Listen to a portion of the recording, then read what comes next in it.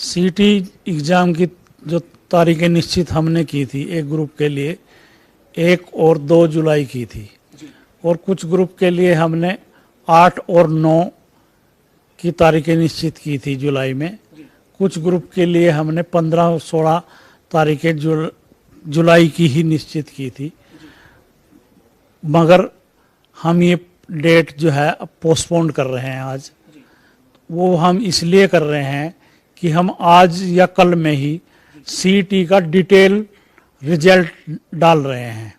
पहले हमने जो सीईटी का रिजल्ट डाला था वो हमने पब्लिक डोमेन में नहीं डाला था और हमने कैंडिडेट को बताया था कि आप अपना लॉगिन आईडी पे जाके सिर्फ आप अपना रिजल्ट देख सकते हैं। तो अब हमने, चूंकि हमने ग्रुप वाइज कट ऑफ बतानी पड़ेगी, कैटेगरी वाइज बतानी पड़ेगी, तो कोई कैंडिडेट ये आरोप ना लगा दे कि इन्होंने किसी ऐसे कैंडिडेट को शॉर्ट लिस्टेड कर लिया है जिसके मार्क्स कम थे। तो इस आरोप से बचने के लिए आयोग ने ये निर्णय लिया है आज ही कि हम जो एग्ज़ाम की तारीखें हैं उनको पीछे ले जा रहे हैं, पोस्टपोन कर रहे हैं।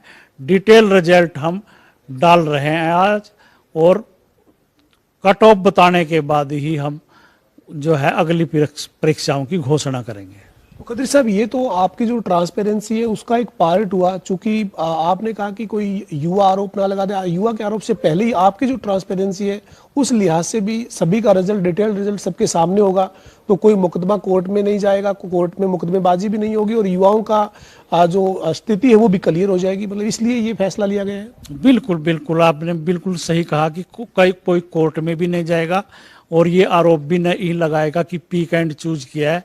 अब पब्लिक डोमेन में सारा रिजल्ट जानने से एक दूसरे का भी रिजल्ट पता होगा और इसके साथ साथ हम उस रिजल्ट में सोशो इकोनॉमिक के नंबर जो कैंडिडेट ने क्लेम किए हैं वो भी बता रहे हैं सबको। तो कैंडिडेट को ये पता लग जाए कि दूसरे व्यक्ति ने झूठ बोल के सोशो इकोनॉमिक नंबर लिए हैं, या उसी को ये लगे कि मेरे ये नंबर जुड़ के आ रहे हैं जो मैंने फॉरगो कर लिए थे या विड्रॉल कर लिए थे। उस स्थिति में भी उसको मौका देंगे कि कल उसके ऊपर एफआईआर दर्ज ना हो फाल्स इन्फॉर्मेशन की, या हम उसको सिलेक्शन करने के बाद बाहर ना करें, ऐसी स्थिति ना हो।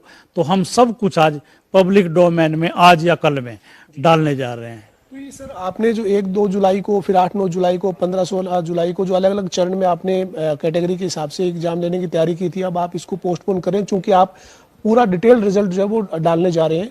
तो इसके बाद सर फिर प्रोसेस कितना और ज्यादा लंबा हो जाएगा? मतलब कितने दिनों बाद आप ये परीक्षा ले पाएंगे? मतलब टेंटेटिव क्या उम्मीद करते हैं सर?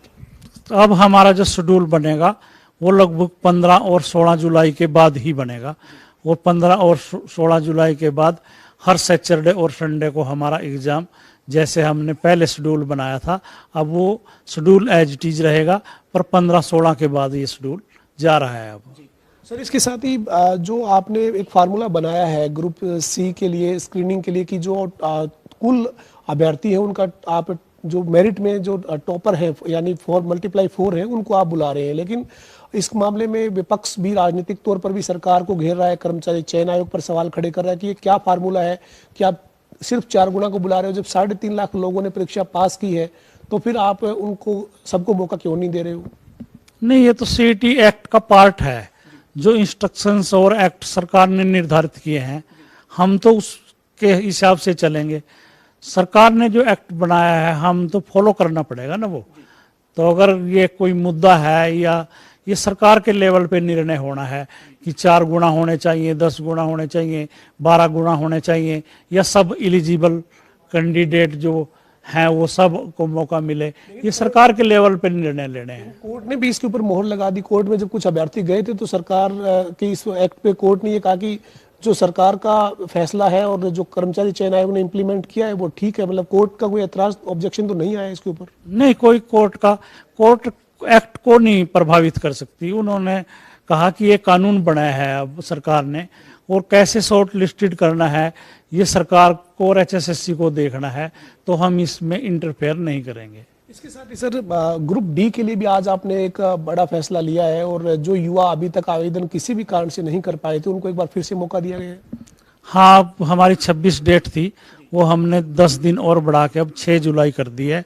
और कि जो बच्चे रह गए हैं किसी टेक्निकल वजह से या हमारी साइट बिजी होने की वजह से या कुछ कोरेक्शन उसने करना था उसकी वजह से, तो अब 6 जुलाई तक इस तरह के कैंडिडेट अप्लाई कर सकते हैं। सर, जो ग्रुप डी के जो अभ्यर्थी हैं वो अब 6 जुलाई तक आवेदन कर सकते हैं, 10 तारीख तक वो फीस सबमिट कर सकते हैं, लेकिन ग्रुप डी का जो सीईटी है सर, वो कब तक लिए जाने की उम्मीद करें? मतलब तैयारी जो कर रहे हैं उनको एक आपके माध्यम से बात जाएगी तो एक अवसर मिलेगा कि इतना समय है उनके पास तैयारी करने के लिए। सीईटी का एग्जाम एनटीए ने लेना है और हमने एनटीए को मेल करके टेलीफोनिकली भी और लेटर लिख के भी ये कहा है कि हम सितंबर माह में डी ग्रुप का एग्जाम लेना चाहते हैं, आप डेट निश्चित करके हमारे बताएं ताकि हम कैंडिडेट को बताएं कि वो उस हिसाब से अपनी तैयारी करें। तो एनटीए को फैसला करना है कि सितंबर की कौन सी तारीखों में वो एग्जाम ले रहे हैं। सर, आप जो ग्रुप सी का जो सीईटी जो क्वालिफाई जिनका अभी आप स्क्रीनिंग लेने जा रहे थे, जिनके लिए अभी आप डिटेल रिजल्ट डालेंगे, उसके बाद आप उनका एग्जाम लेंगे, लेकिन ये कुछ दिक्कतें आ रही थी सर, किसी के एडमिट कार्ड की या कोई जो मैसेज नहीं मिल रहे थे, तो वो अब दुरुस्त होके ही मतलब सारी प्रक्रिया अपडेट हो जाएगी? हाँ, ये एग्जाम पीछे हटाने का इसमें एक कारण और भी है कि कैंडिडेट को फॉर्म भरते टाइम उसने बहुत बड़ी गलतियां की थी। जैसे गलतियां, एक मैं एग्जाम्पल देना चाहूँगा कि उसने ये भरना चाहिए था कि diploma in MPHW, diploma in staff nurse, diploma in VLDA, उसने ये शब्द ना लिख के, ट्रेड ना लिख के डिप्लोमा लिख दिया। तो जब हमने सर्च करने थे 4 गुना या अप्लाइड फॉर, तो हम तो पोस्ट पे जा रहे थे कि इस पोस्ट के 4 गुना को सिलेक्ट कर लो, तो हमारा सॉफ्टवेयर वो कर नहीं पा रहा था क्योंकि कैंडिडेट ने ट्रेड का नाम ही नहीं लिखा था, उसने सिर्फ डिप्लोमा लिख दिया था। तो ऐसे सारे कैंडिडेट्स को हमने 26 और 27 को मौका दिया और लगभग 300 के करीब ऐसे कैंडिडेट आए हैं। उनका भी दुरुस्त डाटा करके उनको मैसेज करेंगे कि आप शॉर्ट लिस्टेड हो गए हैं। सर, एक मेरा अंतिम सवाल है, जो ग्रुप सी के लिए अगर किसी कैटेगरी के लिए अगर आपको 4 गुना अभ्यर्थी नहीं मिलते हैं सीईटी क्वालिफाई, तो फिर क्या नियम क्या कहता है, क्या मतलब फिर क्या प्रक्रिया रहेगी? तो अगर 4 गुना नहीं मिलते तो जरूरी नहीं है कि 4 गुना कहीं सर्च करके ले आएंगे। जितने एलिजिबल कैंडिडेट होंगे, जितने पास आउट होंगे उस ट्रेड के लिए, उन सब का एग्जाम ले लेंगे। सर, कुल कितने पद अभी आपके पास है विज्ञापित होने के लिए? कितनी मतलब 2024 तक या 2023 के आखिर तक आप कितने पदों पर सरकारी पद जो विभिन्न विभागों में खाली पड़े हैं, अभी तक आपके पास कितनी रिक्वेस्ट ऐसी आई हुई है अलग अलग विभागों की जो आप भरने की तैयारी में लगे हुए हैं? 32,000 पोस्टों के लिए तो हम ये एक्सरसाइज कर रहे हैं जो अभी आपको बताई। 6,000 पुलिस के पद हमारे पास हैं और 7,500 TGT टीचर जिनकी DV हम 5 तारीख से शुरू कर रहे हैं और 13,000 D क्लास के पद हमारे पास आए हुए हैं। इस तरह से लगभग 60,000 पद हमारे पास आए हुए हैं और मुझे पूरी उम्मीद है कि 31 दिसंबर 2023 तक ये सारे पद हम भर के इस प्रदेश के युवाओं को एक अच्छा खुशखबरी देंगे, रोजगार का मौका देंगे। सर, हरियाणा के युवाओं को हरियाणा कर्मचारी चयन आयोग के चेयरमैन भोपाल सिंह खदरी की क्या अपील है, क्या कहेंगे जो युवा ग्रुप सी और डी के लिए तैयारी कर रहे हैं उनको? यही है कि वो ध्यान लगाकर पढ़ें, तैयारी करें अपनी। कुछ हमारे पास टेक्निकल प्रॉब्लम है, वो कुछ कैंडिडेट की तरफ से भी हैं, कुछ हमारे लेवल पर भी हैं, इसलिए एग्ज़ाम की डेट दिन पर दिन पीछे जा रही है। इससे निराश होने की जरूरत नहीं है, देर आएंगे दुरुस्त आएंगे, सब कुछ ठीक करके ही आपका एग्ज़ाम लेंगे। आप सबको मेरी तरफ से बहुत शुभकामनाएं। आप अपने एग्ज़ाम की तैयारी कीजिए।